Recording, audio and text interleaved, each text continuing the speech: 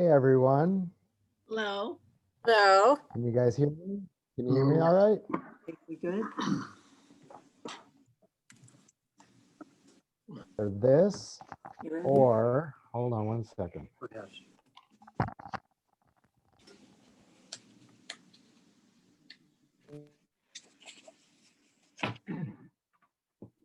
Which is better? Tell a difference? Well, keep talking. Yeah, the second one. Second one's better? All right, so Yep. we're gonna start off with the Koval. It's the single barrel 4 grain, all right? And then after that, we're gonna go to the Last Feather Rye. And we're gonna just put one in each corner of our mouth and drink them at the same, I think the cantor had it all wrong. You wanna pour them simultaneously into your mouth and then gargle, and then you get it going up your nose that way. And then after you've gargled it, then you put an ice cube in your mouth, swish it around, and then swallow the ice cube whole. And then you're set. You could just pour it into the ice cube trays and make ice cubes out of them. I don't think they'd freeze because of the high It's freezing. alcohol. You're right. Yeah. I What don't think was they'd he freeze. drinking in the movie? Oh, there we go. Alex. Oh, nice way to He put was it. drinking Nice way to- whiskey. He was Anything. drinking whiskey. Definitely Whiskey, drinking yeah. Whiskey. Except- Yeah, I except- had my titles on and they spelled it with an EY. I was just gonna Ah, ask there you you because go. I noticed that, Barb. Yeah. That's No, good. they did. It was. But we were wise to it. We were But he wise wouldn't- to it. But he Well, he wouldn't said have, he was Irish, so it must have been Irish whiskey.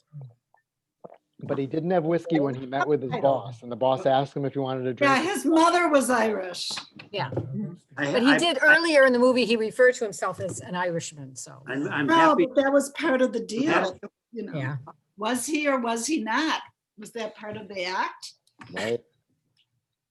Well, thank you all for coming. It's great to have you all in the little, interlude where usually nobody would be around, but now that we have time to watch movies, and I hope you appreciated watching a movie that's better than Wonder Woman 1984. I will not be. I will. It would be easy, but I will not be assigning that for next time. At least unless we can get Gal Gadot. Who, by the way, did you know that she was like a fan of Rabbi Nobles? No. Oh. She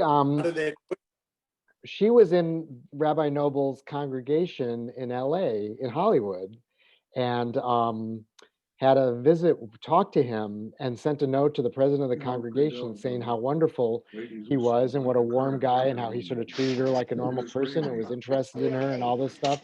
The Wonder Woman, big fan of Rabbi Noble. That was like one of the stories I heard. This is not going to affect you much, sir. Too much background noise. If you're chatting amongst yourselves, please mute.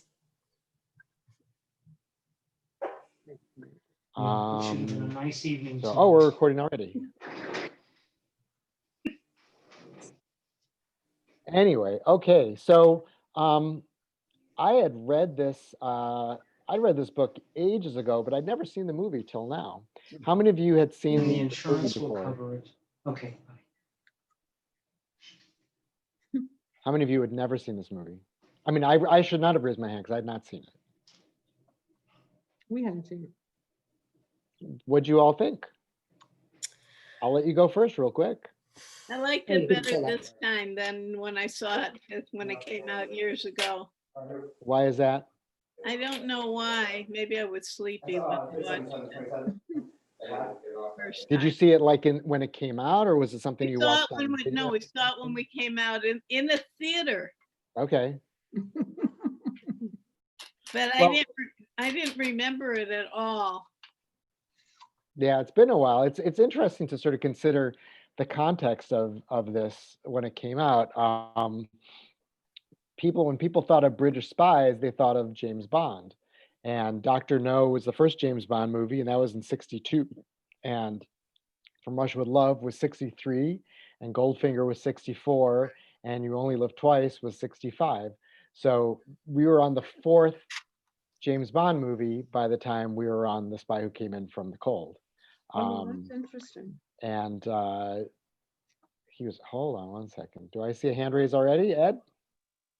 Yeah, well, I saw it in '65, and I think I had way too much energy for this movie because I thought it was one of the most boring movies I ever saw and was really disappointed in it.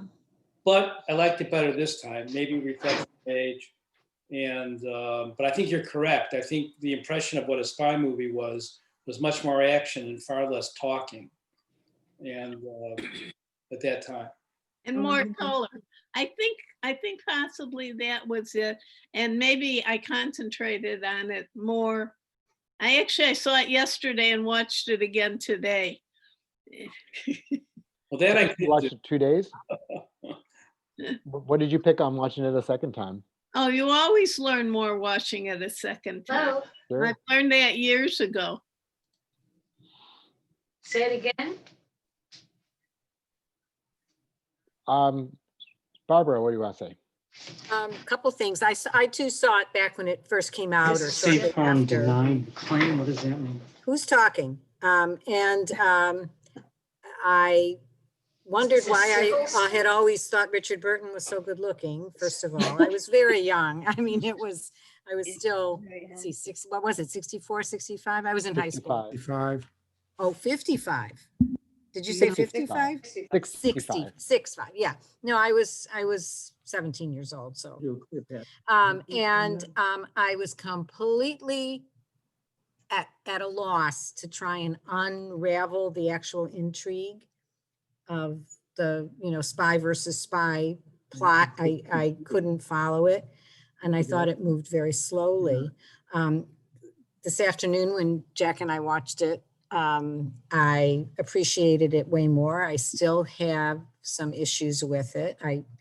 I felt that whether it was direction or Burton's interpretation of that character, he moved like he was in molasses. Every motion, everything. If someone walked in a room and he turned his head, it was like super slow-mo. It was driving me a little buggy. Yeah, but that's the And character, though. See, I would argue that that's the character. I don't know too. that. I He's- don't he's- know he's- that. I he's felt mu- I didn't like, I mean, they're slow and then there's like molasses. And so You want him love to the walk faster. I wanted him to do everything faster, walk faster, open a door faster. And even when he was trying to run to the wall to escape, he was kind of slow. I don't know. Anyway, I love the black and white. I thought the photography was gorgeous.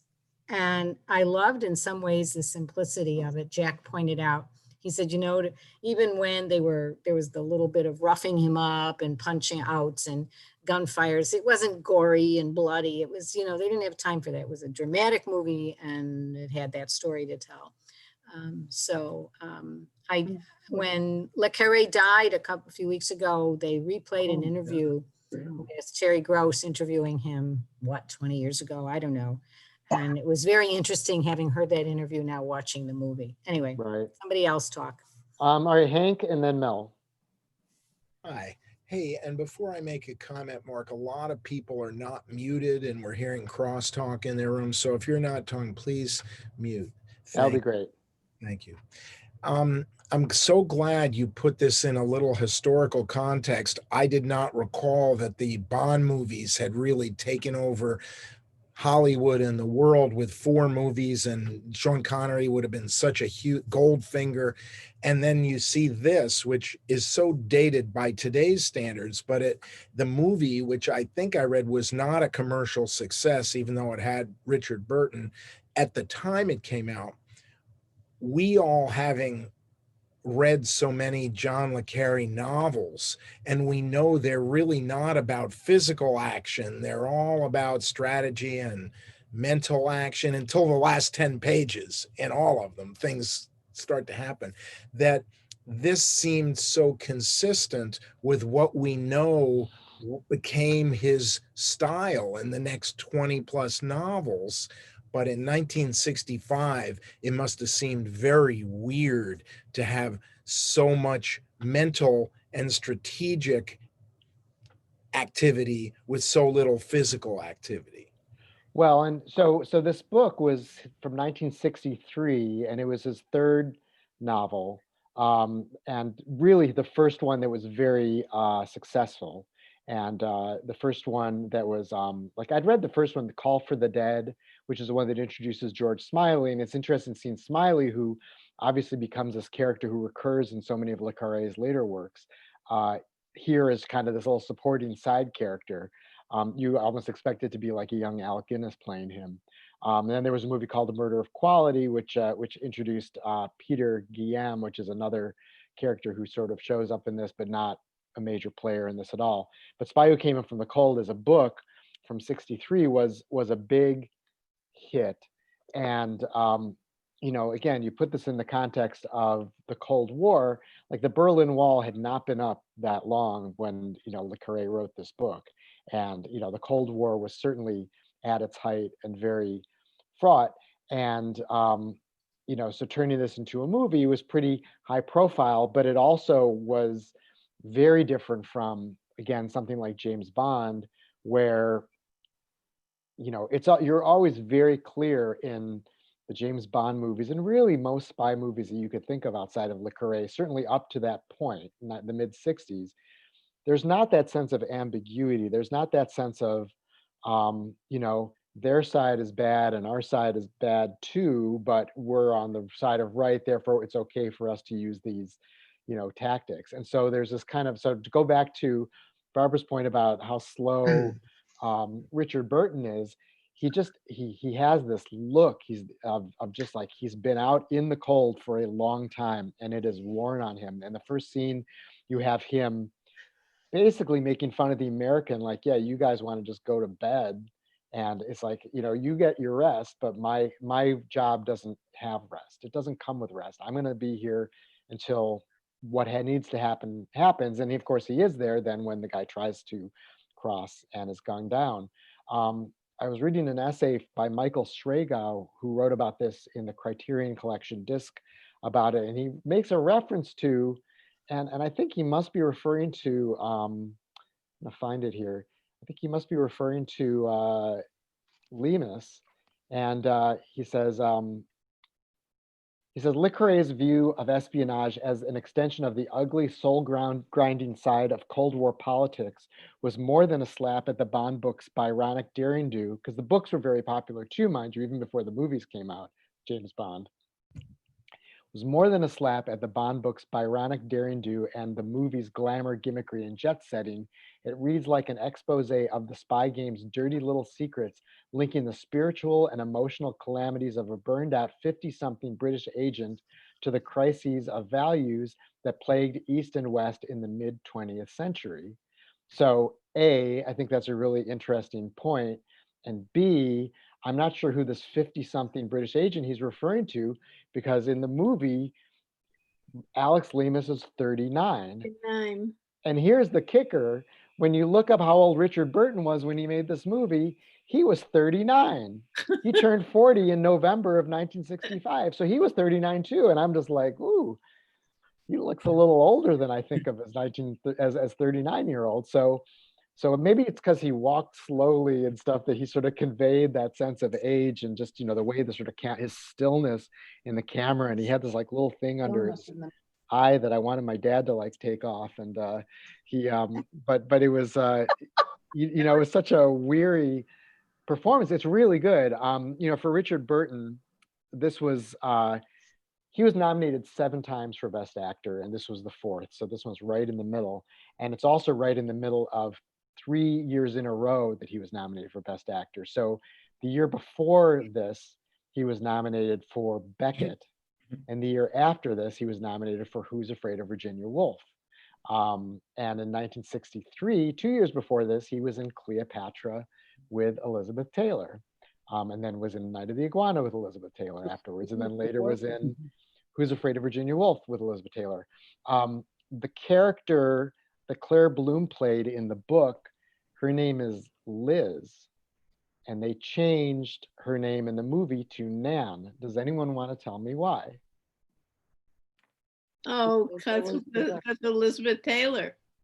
because they were afraid that if he was with someone named Liz, everyone would be like, "Hey, it's Oh. Liz Taylor." So But Mark, you know what else? They also changed her last name. That's what I was focusing on. In the book, her last name was Gold, which I thought connoted someone Jewish. I was surprised at the last name change too. right, and I was saw an different. interview with Le Carre also where he talked about how, because there was another actress who he wanted to cast instead of Claire Bloom, and he felt like the other actress brought out the character's Jewishness more than Claire Bloom did, and thought the thing with Claire Bloom is that she was so, up on portraying royalty at that time, and that she's a very proper English actress and had to kind of tone things down to come off as a little more working class in this particular role.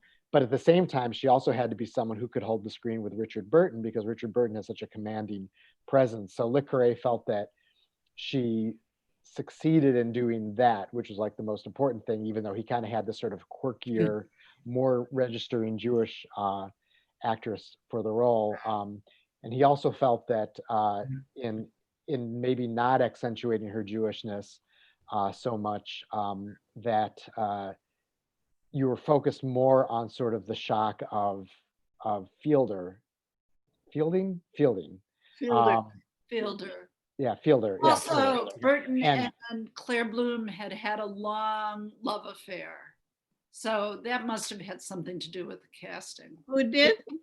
Who? Claire Bloom and Richard Burton. Oh, him. And then who did she end up with for a long time? Rod Steiger. Philip and then Philip Roth. Philip Roth is who I was thinking of. But Mel, you were going to say something earlier, so I want to come back to you, Yeah. and then I'm going to show the trailer. I was a little surprised not knowing all the background, because most of his books seem to focus on Smiley. And Smiley is introduced here as really is a relatively minor character. Right. And he was the major character in the debut novel, Call for the Dead, which is not one of his major novels. Again, this was sort of considered like the third novel was like a big leap for him. And then later, you have all the Smiley ones with Smiley's People and all of that. So Alex Lemus, maybe if they had a better ending for him, he could have been a character in other ones, but instead they went with the, your bleak mid-60s or early mid-60s ending, where he's literally on the fence. But let's go, hold on, let me cue it up first, so you don't have to like watch me fumbling around. I'm gonna show what I think is the original trailer. There were like a couple trailers I saw, but I think this is the right one. It's always kind of fun to see how these things were sold at the time. They definitely were sort of pushing the idea of the quality of this. So let me just get this up here, and then I will share the screen. Just give me a moment so I don't make sure there's no ads queuing up. Good. All right. So hold on 1 second.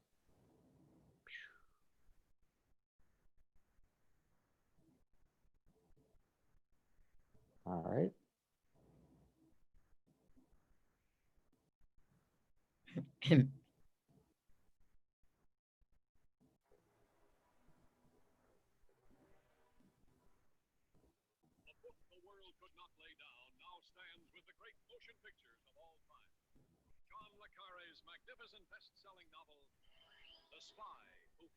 Mark, we can barely hear this. Heard it all. Click on the thing that says Share Windows Media at the bottom.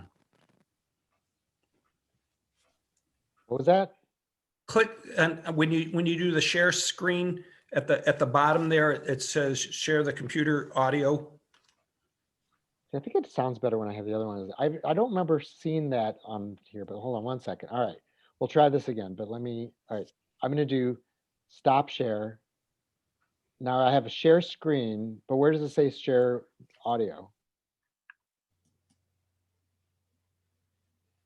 It's in audio settings, I think.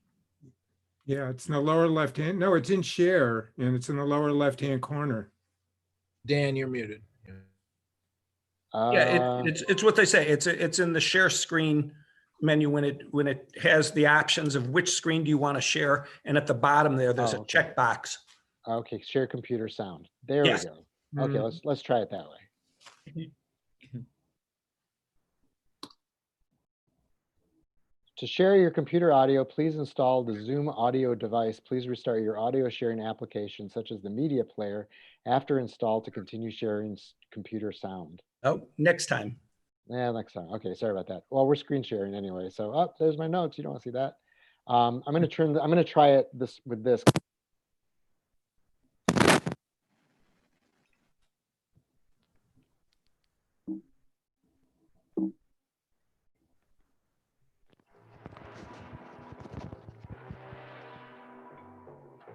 The book the world could not lay down now stands with the great motion pictures of all time.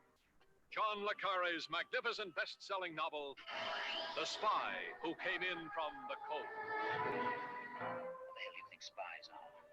How big does a course have to be before you kill your friends?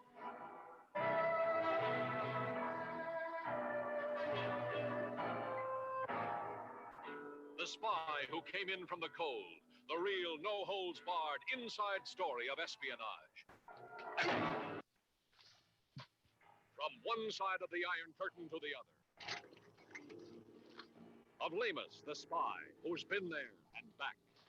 The man who has seen the dirt as well as the dazzle. The sex used and abused by nations.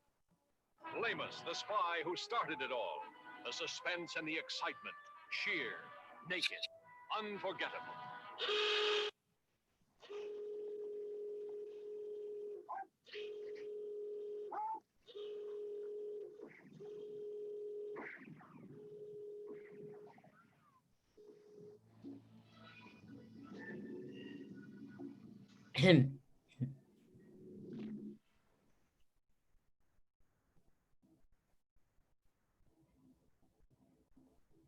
The author. All right. Could you guys hear that okay? Well enough. Yeah. Yeah, that's good. We'll figure out. Dan and I will team up for before next time, and we'll get it figured out. Thank you, Dan. I appreciate that. Oscar Werner, by the way, who can name what his big breakthrough role was a few years before this movie? Fahrenheit 451. That was a year after this movie, Ah. but it's the same director and a more popular film. Jules and Jim. Jules and Jim. He was Oh. Jules. And It's he Jules also, and Jim. Truffaut. Jules et Jim, opposite Jean Moreau, with directed by Truffaut, fantastic movie. And then he took like 3-4 years off, and he made this, and he made another movie that came out in 1965, and he actually was nominated for Best Actor against Richard Burton in this. And does anyone know what movie that was? It was Ship of Fools, which I've never seen.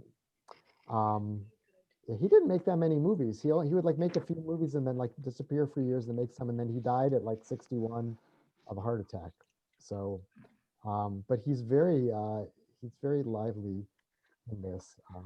He's got a lot of spark, which is good because I think that his energy plays off of that sort of stoic, Richard Burton, Alex Lemus.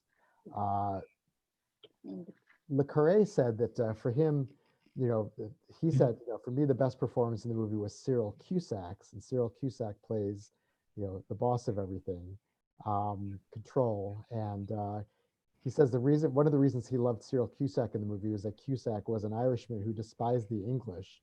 So he felt that Cusack getting the chance to play the English and all of their complete cold-bloodedness was perfect. And so he really liked Cyril Cusack in that a lot. If you guys could mute yourselves when you're not talking, that would still be great. I'll look to see if I can feel it. What are all those little boxes? So hold on. I see, there's a hand raised. Ellen, yes. Yeah, I was pretty shocked. I felt like it was so heavy-handed. Like, here's a scene, and it landed with the rock. And then here's a scene. I also hate when they foreshadow, they use the name of the title in the first 5 minutes. Spy Who Came In With the Cold. They do that in novels sometimes. I hate it. By page 6, they've given you the title of the book. But like the scene. Where he goes, I want you to come in. Pardon? From the cold. I mean, it was like too soon, you know. I forgave it for that. I was actually I gonna say that could. too. So because then the scene where, two scenes. Okay. One, her kissing him, it took 3/4 of the movie to explain that communists believed in free love.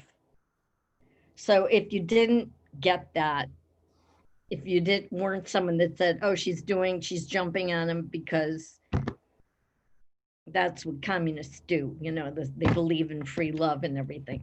And You need to know that to believe that she's gonna kiss Richard. oh, she jumped on him like in a minute. It was just, and then with such intensity. And, you know, I'm going to make you say him. I mean, Richard Burton. But, and then the other thing that got me, the scene where he was supposed to suddenly act like a drunk that had gotten out of control. And he walks into the store where he usually buys things from the guy. And if you go back and look at the scene where he enters the door with this demonic, crazed look in his eyes, you know, he opens the door like, you know, and then he goes on to beat the guy up. But it was like, okay, scene ends with a clump. And it just, I felt like it went, you know, it just went in clumps. So heavy-handed for me. Well, it's not a movie that zips along, but on the other hand, there's something about how deliberately he lays out the plot while assuming that you're gonna, when I say he, I mean the director's Martin Ritt, who had made HUD, and went on to make a lot of, you know, very acclaimed movies, and I'll go back to him in a little bit. You know, Le Carré had a hand in the screenplay. There are two very good screenwriters who were involved in this, but the movie. Like this is a movie, if you made this now, there would have been a voiceover or something walking you through everything that was happening to make sure that you were sort of on top of it. Because when he starts acting, you know, and he's beating up the shopkeeper, who by the way was played by Bernard Lee, who also played M in the James Bond movies, like 13 of them. So yeah, he had a mustache. He's the shopkeeper who gets beaten up by Alex Lemus. But when he sort of starts acting very erratically like that, there's a little bit of where you're like, you know that he's going to be a spy, but you're still kind of like, what is he doing? Why is he acting this way? Because you think he's just being so awful.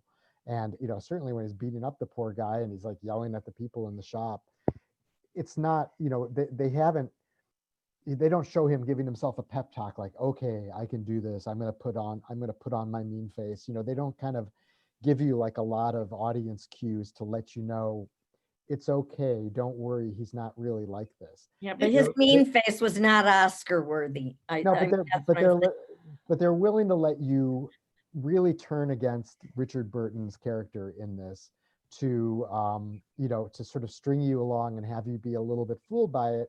And then you sort of see him getting approached, and there's that very methodical up the ladder that he's going, where the chain of command, and that was one of the things that Le Carré said he liked the most about the way the film came out, was how, you know, sort of they laid out very deliberately that sort of chain of command. And it's interesting how each time he gets handed off from one, the lower guy on the totem pole is like dismissed, you know.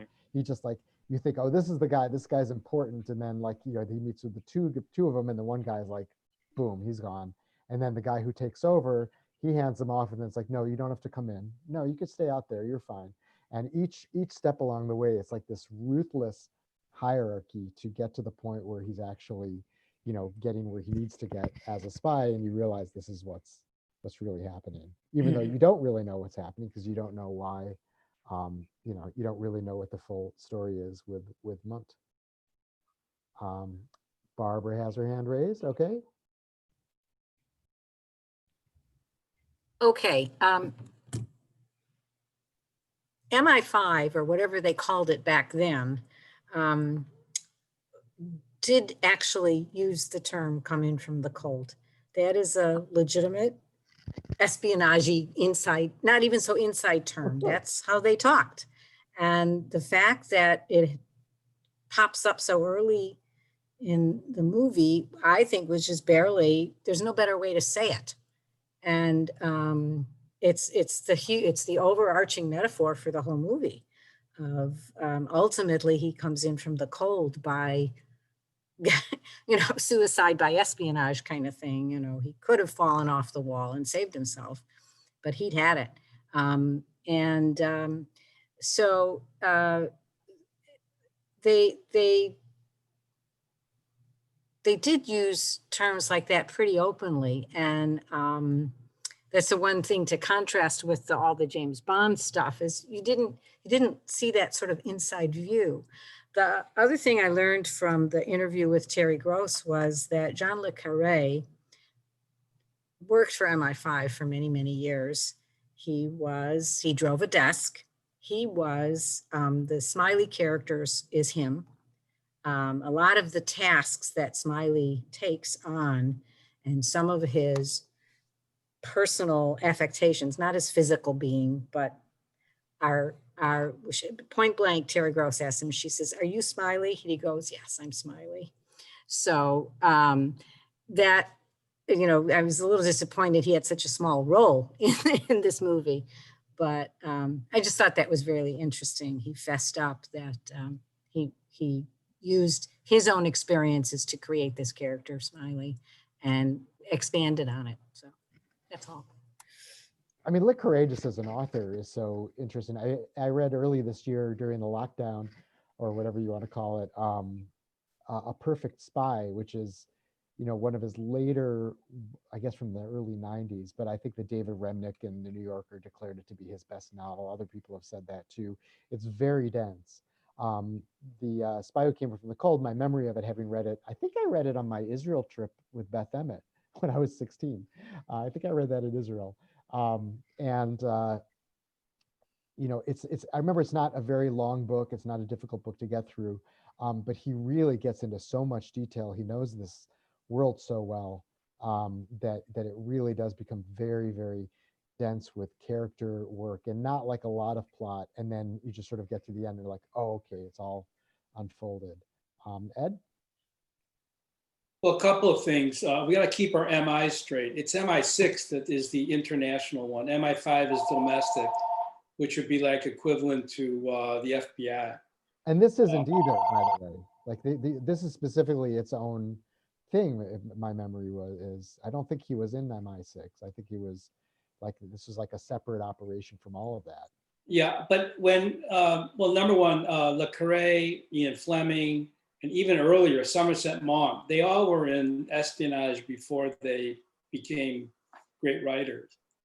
But when I got confused a little bit, Mark, was when you were talking about this, when it was introduced, the strategy, I thought it was, and maybe it's because I read the book after I saw the movie, and then I saw it again, but I thought that when he was meeting with Control, Cusick's character, that when he said he wanted to retire, he was burnt out, come in from the cold, they decided he needed him for one more, mission, so to speak, and that they were going to create this defector position. And I thought that the whole thing with, with Bernard Lee, when he was, acting so desperate financially and everything else, was to set him up to be a mark, so that he would be recruited. Absolutely, yes. So it wasn't a mystery that what was going on at that point. No, but I'm saying that I don't think that it was necessarily, as an audience member, every audience member watching this movie would think, oh, he's acting drunk and he's going to beat up a grocer so he can get recruited by the Germans. But I think he's acting like Richard Burton. He was drunk. That's why I watch it twice. So I think that this, I mean, that is what the strategy is, and it makes sense that that's a strategy. And if you're sort of watching all of it, I mean, Lemus goes into that meeting. He's afraid he's going to get put behind the desk. He does not want to go to the desk. He is addicted to this world. So he's not looking to retire, but he's also getting ground down by it, but he can't let it go. And, like, he's not in love with Nan, I don't think, but he does have the sense of wanting to protect, like, no, that would be just too much. It would be too much of a violation of whatever moral compass he has, that if she is sort of brought down by this, because he does really like her and thinks she's just sort of naive. But yeah, he's acting that way so he can get recruited by the East Germans. but I'm saying that the movie trusts you. If they remade this movie now, it would spell out what it was doing more than this does.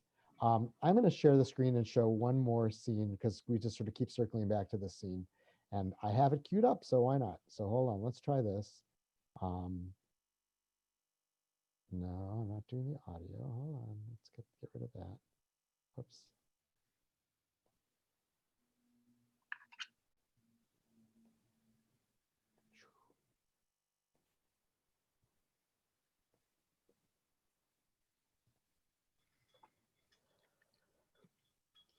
Would you like a drink? No, wait. Can you still do that? I wonder whether you're tired. Burnt out. Well, that's a phenomenon we understand here. It's like metal fatigue. We have to live without sympathy, don't we? We can't do that forever. One can't stay out of doors all the time. One needs to come in. In for the cold. I'm an operator, Control. Just an operator. There's a vacancy in banking section which might suit you. Sorry, I'm an operational man. I take my pension. I don't want a desk job. I don't know what's on the desk. Paper.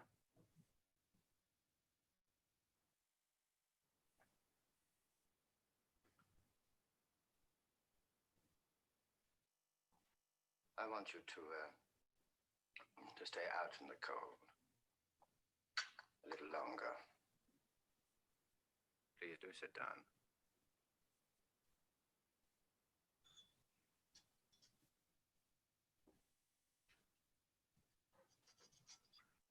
Our work, as I understand it, is based on a single assumption that the West is never going to be the aggressor. Thus, we do disagreeable things, but we're defensive. Our policies are peaceful, but our methods can't afford to be less ruthless than those of the opposition. Can they? No, I'd say, since the war, our methods, our techniques, that is, and those of the communists have become very much the same. Yes. I mean, occasionally, we have to do wicked things. Very wicked things indeed. But you can't be less wicked than your enemies simply because your government's policy is benevolent. What I have in mind for Munt is a little out of the ordinary. You haven't met him, have you? Munt? No. Well, he was here in '59, posing as a member of the East German Steel Mission. I was in Berlin. And how do you feel about him? Feel? Yes. He's a bastard. Right.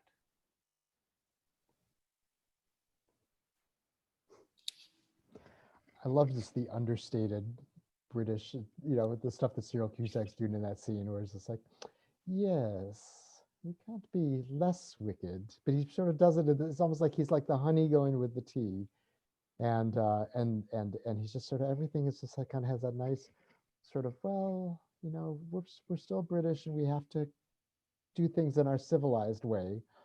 And I'm going to use the word wicked, as opposed to morally abhorrent or something like that. And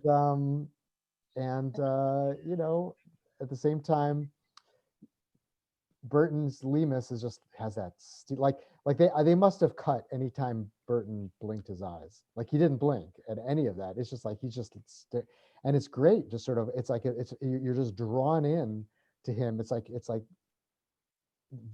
a charismatic stillness about him, where first he's just sort of like he's staring him down like he really doesn't want to be brought into a desk job, but then he's sort of taking measure of what's going on at the same time. And there's just an intensity to that scene where you just have two English people speaking very civilized to one another, and yet there's a great tension there, I think. Judy? So my question is whether Control knew how burnt out he was and that they could pull this off the whole time. Because I thought, I don't know if Richard Burton was already alcoholic at this point in his life, but he physically already had signs of alcoholism. At least, I don't know whether that was makeup or him, and that's part of probably why at 39 he looked a lot older. But I'm curious, about when the setup got made and how it got made, and it's one of those unanswered questions. And that they thought, and they pretty much did pull this off. In terms of fooling him, and when Lemus figured it out. So that's just a thought I had, and it was a discussion we had at when was it set up?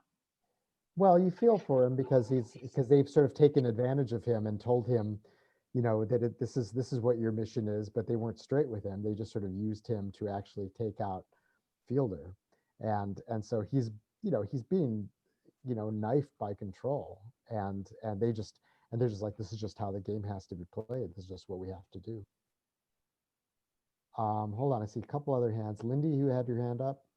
Yes, I was going to say, I really liked that you focused on that scene, and the use of the word wicked is so much an English word, and also that they viewed it in this way, that wickedness was going on.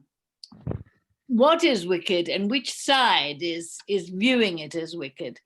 And then I was also thinking of what goes on politically, even today, that things, I thought this was, the shades of this going on in our everyday lives, and in trying to take control and make sense of a situation, or finding out who are the bad guys. It awakened all those sort of feelings in the present times. Well, it's interesting because if you watch like if we went from this to like the Parallax View or 3 Days of the Condor, or there are countless mid-70s movies that are basically like, this country is corrupt and spies are amoral, and there's just all these sort of evil cabals around. I don't think that was the common sentiment back in 1963 when the book came out, in 1965 when the movie came out. I think that people, Vietnam was going on, but not to the extent, and President Kennedy had been assassinated, but you didn't have this massive erosion of trust in government, certainly not in the U.S. at that point. And there's still the feeling that it's like the U.S. had to win the race to the moon, and we had to, that there was a threat going on in the Bay of Pigs, and the missiles of October, and all of this stuff. So the idea that there's any equivalency between the West and the East at that point, I think a lot of people would have sort of taken offense at. But this is this very nuanced look at the spy game, and it's like, you can have a common cause, so that the strongest bond in this movie, I don't think is Lemus and Nan. I think it's Lemus and Fielder. That they're sort of these comrades in a way in what they believe, and when they have their back and forth, they're sort of speaking each other's language. Whereas Munt is someone who Lemus has no affinity or use for.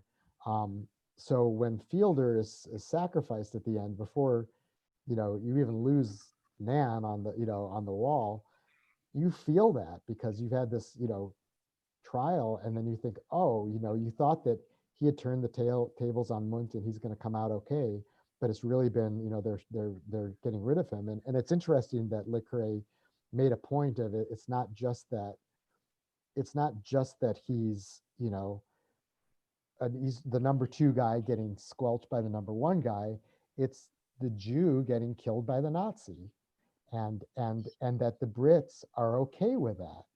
That the Brits are sacrificing this Jewish guy who is more on the side of right, as opposed to Munt, who is just this Nazi, not even 20 years after the war. But Munt is their agent, and so they're okay with the Nazis. So it's really like a damning portrayal of what Le Carre is thinking that British society or Western society is willing to, it's like that whole ends justify the means thing, and he is rubbing our face in how horrible the means are to get to this, the end, which is just you've protected your agent, but your agent is this horrible Nazi who just like killed the idealistic Jew.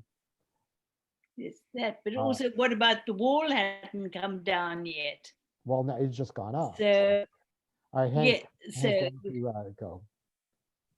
Thank you. I am so glad that you showed that scene. That's the fulcrum that the whole plot turns over. And I didn't know, and you told us, Mark, that Le Carre was really impressed with Cyril Cusack's portrayal of Control, because as Lindy pointed out, Control, after you hear the whole story and think about it, is the most wicked person in the whole story. Right. He has planned everything, which you can't, following up on Judy's question, the man at the employment agency is a different person who sends Lemus to this job in the library where Claire Bloom works, and the people have mentioned that the shopkeeper is a setup. All these are part of Control's plans. Even the betrayal where Lemus asked Control to promise to protect Claire Bloom's character, but then we see Smiley later going to that apartment and some kind of conversation. Everything is set up to, frankly, feed information to Lemus, but also keep information from Lemus so he will act in this way. And we're carried along until Munt finally reveals himself at the end.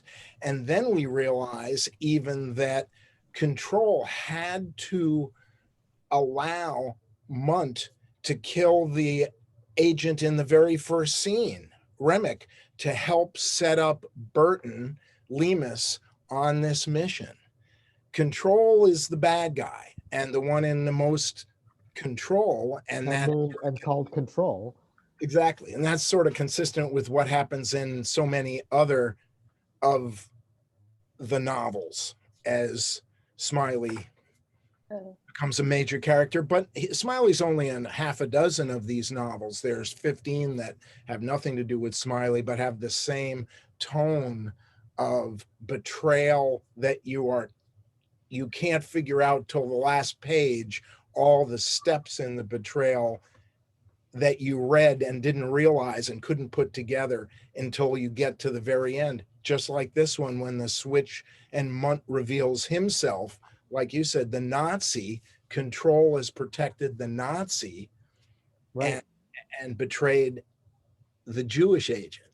And served up, his girlfriend as sacrifice. I mean, they're the ones who compliments her with Smiley, and then like she shows up at the trial. That's not like without Control's knowledge either. Like, why is she getting dragged into that trial? And he's just shocked that she's there. So when Lemus at the end is on the fence, and decides not to go with Smiley, it's not just like the love of my life has just been shot down. It's just like, I can't be part of that anymore. I'd rather go down with the ship than be implicated in everything, because the weight of everything that's happened has dawned on him. They betrayed him. He suddenly realizes Control and Smiley are part of the betrayal. Yeah, it's like I'm just not part of it anymore. I'm out of here. Barbara.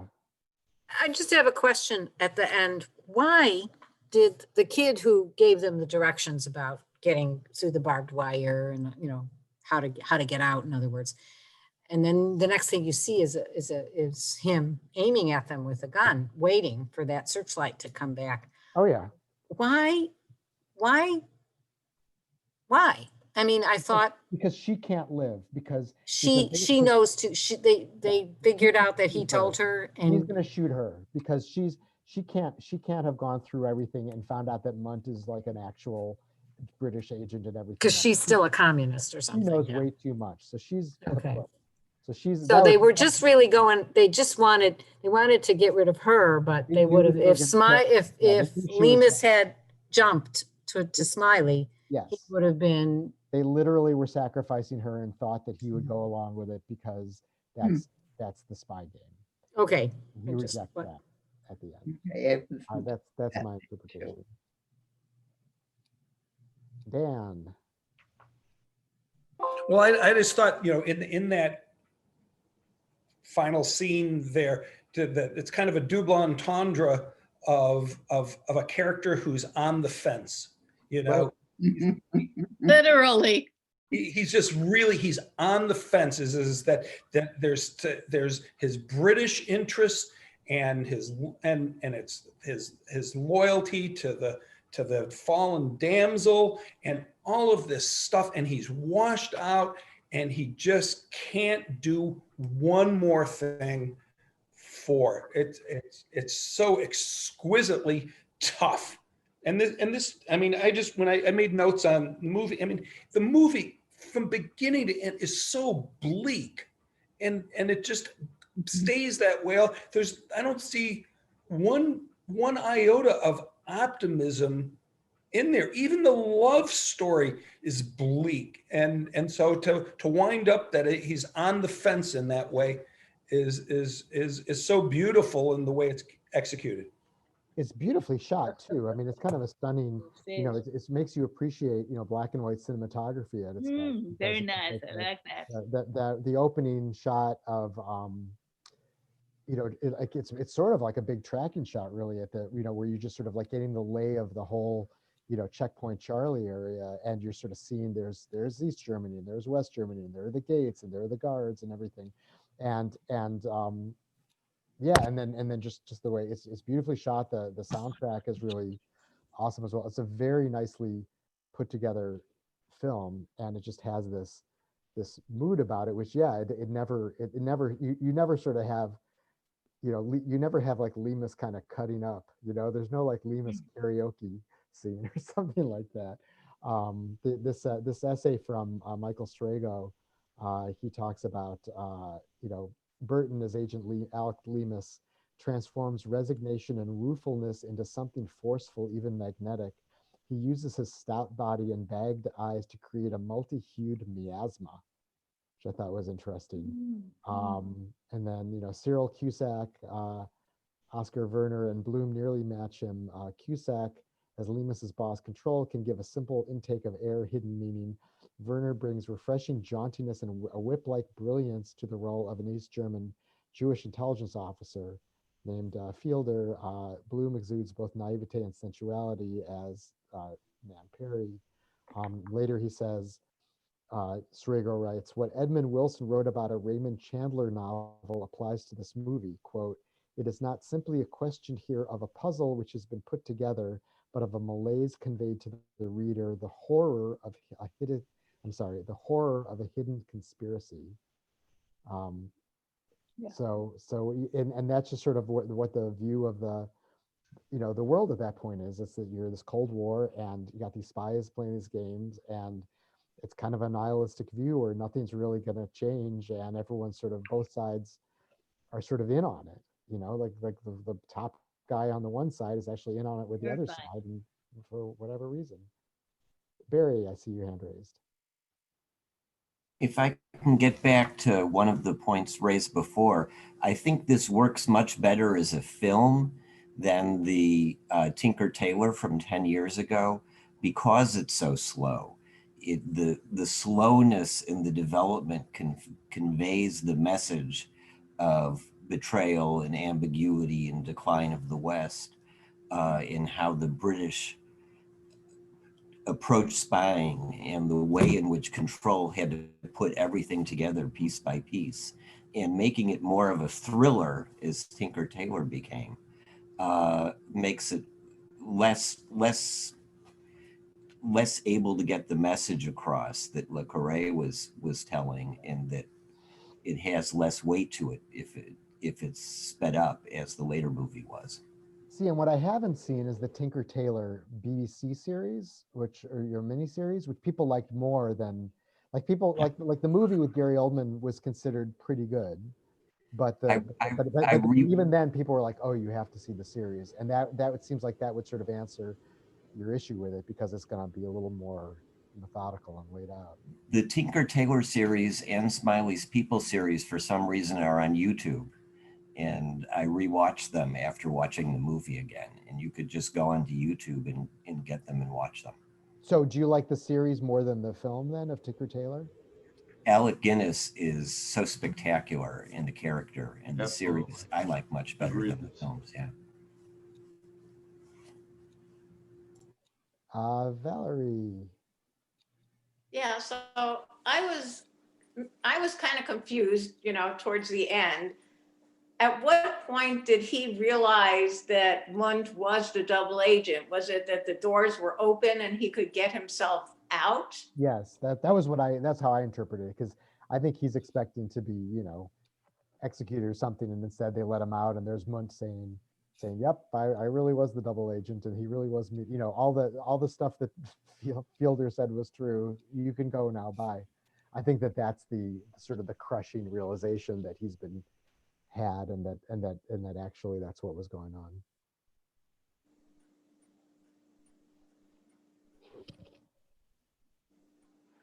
Aronson down there. Yeah, my name's Mark. I'm sorry. Hey, Mike, sorry about that. I remember that from Whiskey. Yeah, I'm muted. Yeah. You got muted. Okay, so I see, and Hank, thanks for your, I thought, brilliant analysis of all the betrayal. I see kind of a continuum of film noir in American film noir in particular, after the Second World War, with a lot of negativity and betrayal. And there wasn't an evil woman in this movie, but there was that dark kind of ambiance that pervaded all of film noir. And then throughout the 50s, as we know what's going on in America, McCarthy really picks up, and America becomes quite cynical towards communists. Quote, some people are really, believe McCarthy, as they do today in some ways, that socialism is rampant and that we have to be ever vigilant. But it also becomes really kind of crazy in this country.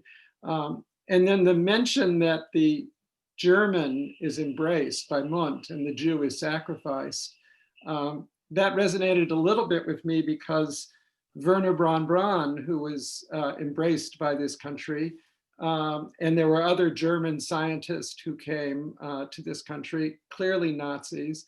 The Russians also recruited lots of Nazi rocket scientists and other scientists, nuclear scientists. So there is this whole kind of duplicity in some ways towards Nazi Germany. Oh yes, we defeated Nazi Germany, but we really need to capture their brains. So I see some of that. And then Mark, Judy and I did a little research and learned that Martin Ritt, the director, had been blacklisted during the 50s. Right.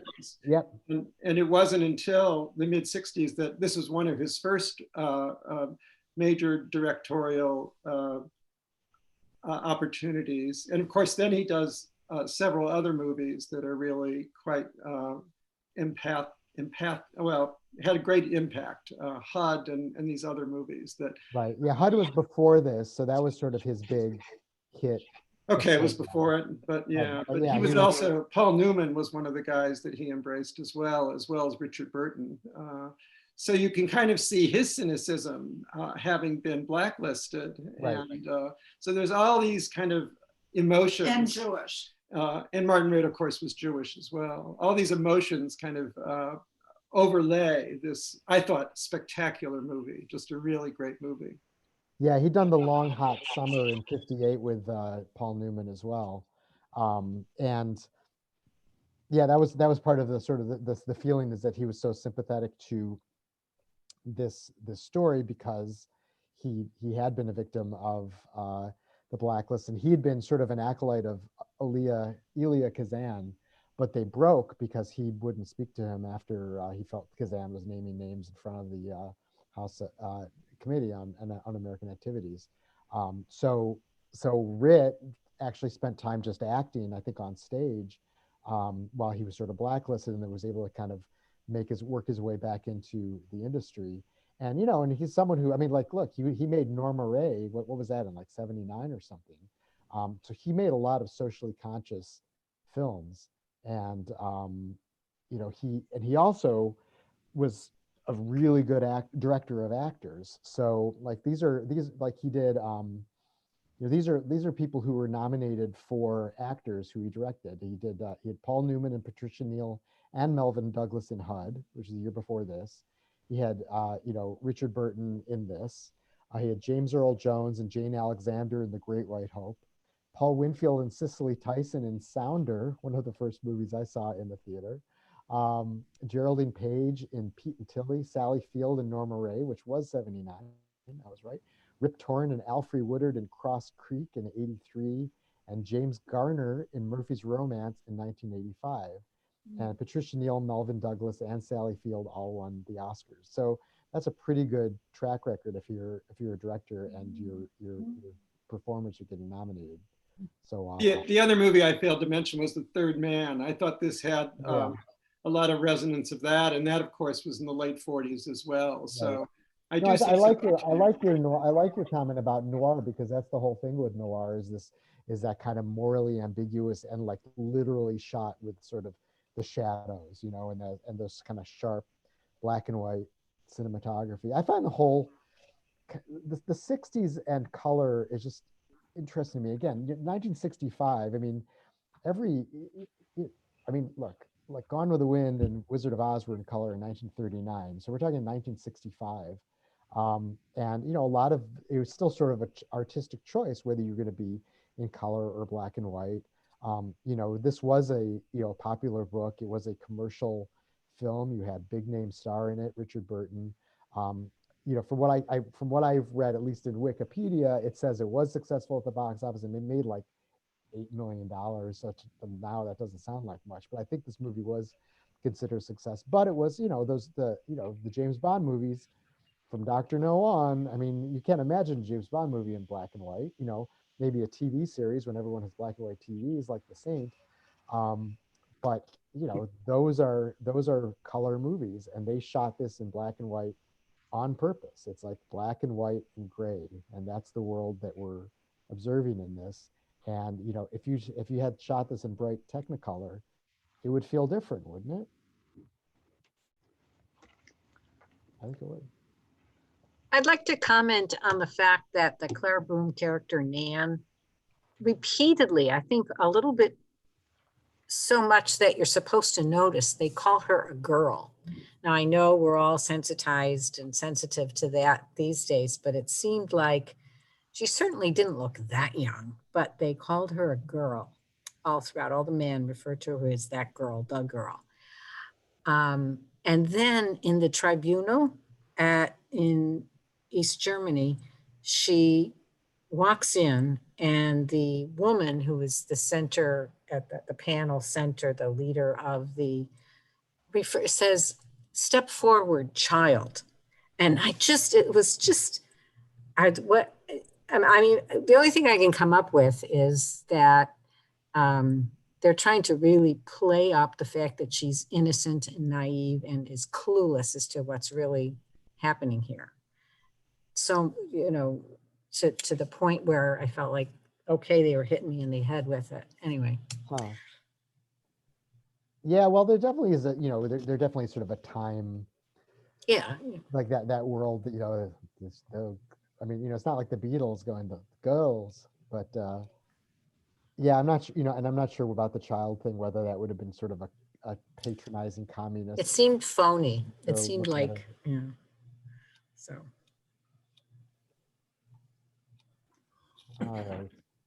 I'll check it. Anyone else want to add anything about this? Mark, I Yes. would. Yes. Lindy?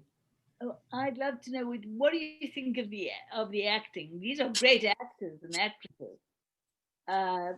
Were they stellar roles? Did they come off as they were supposed to? Yeah, I thought they were fantastic. I thought they were, you know, I think that it's a really, you know, strong cast, and they're very well directed, and they're very, you know, I think, you know, there was nothing to me where I detected false notes. I thought, oh, I'm just watching the performance. You know, I felt like Richard Burton, for like an acclaimed performance, does very little to convey a lot. And Claire Bloom, when I saw her, I sort of thought, oh, she's kind of like a wise, they're kind of not equal, on screen. Like, oh, I'm not going to buy this, but I bought it because she plays it well, and there's something just sort of sympathetic about her. And yeah, and Cyril Cusack and Alex Lee, and then and Munt for that matter. There's just something like you just get a bad vibe off that guy immediately, which is why you sort of feel that betrayal at the end when you're like, oh shoot, he's the one they're protecting, and that's like a just kick in the pants. Go ahead. What's on there? Mark, Leslie, yes. how, I just sort of at the end there, I'm just going along and watching it. And then I don't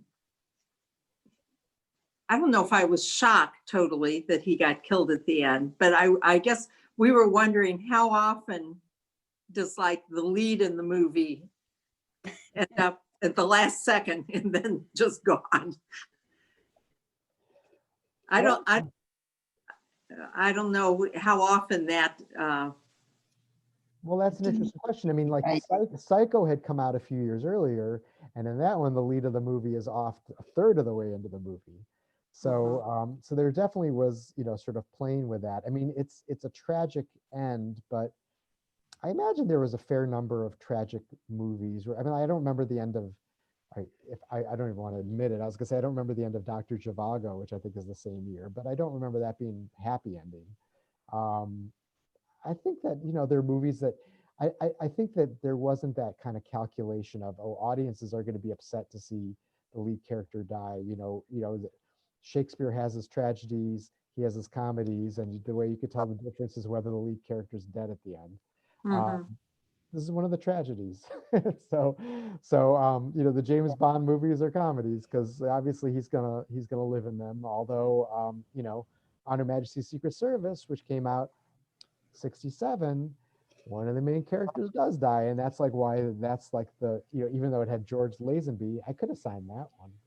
Even though that one has George Lazenby instead of Sean Connery as the as James Bond, and he's really not that charismatic. It has more kind of emotional weight because of Diane Rigg playing his wife, and she brings so much to it. So I'll say no more about that. Yeah, I think that now it seems more shocking than it did at the time. But a lot of those 70s movies, I'm not going to say which ones because I don't want to do spoilers, but a lot of the 70s spy movies, the person who you think is going to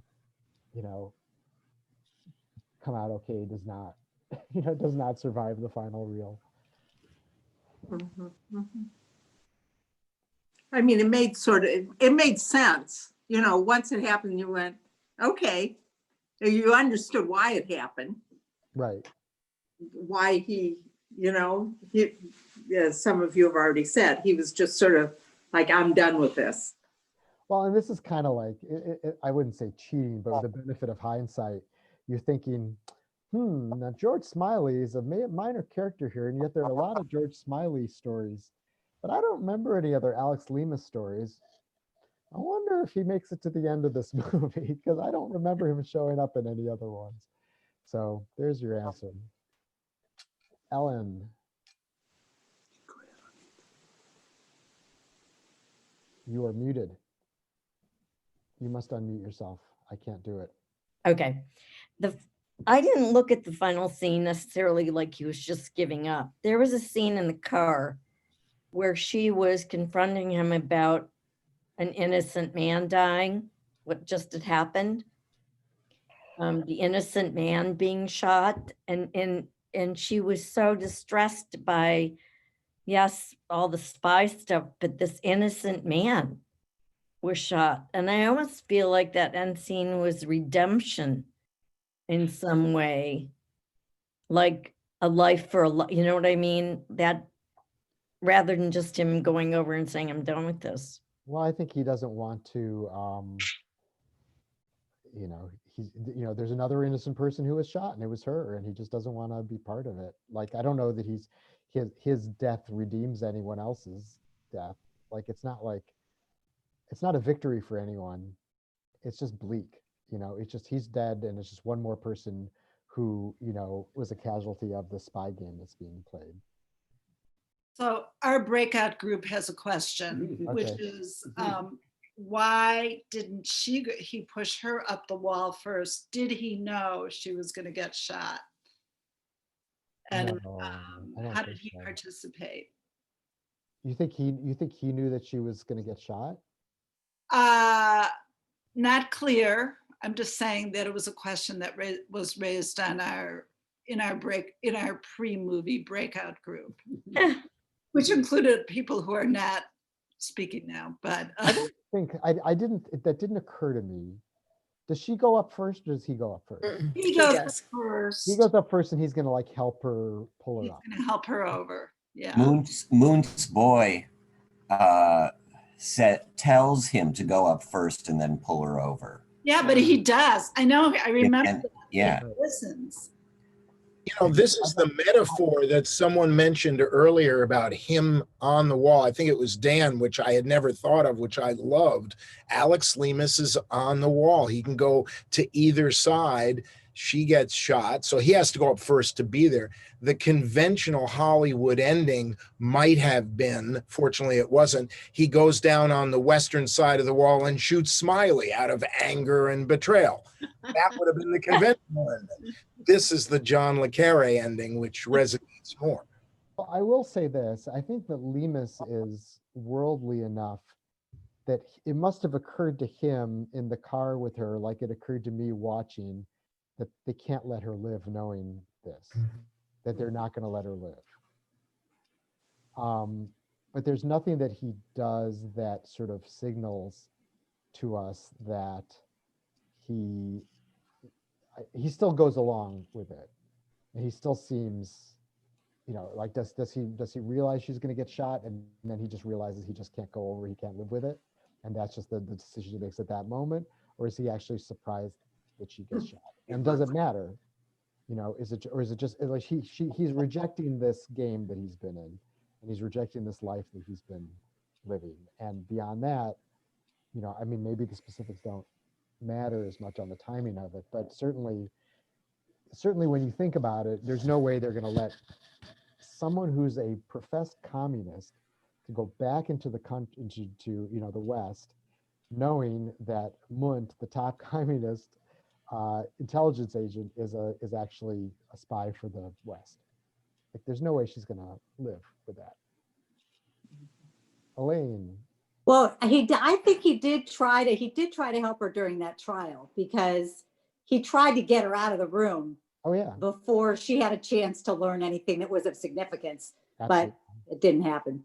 He just doesn't want her brought into it. He's just like constant. His one thing he asked, the only thing he asked of them, they asked all this for him. The only thing he asked of them was leave her out of it. Right. And they're like, no, we're going to do the wicked thing because we need to achieve our aim.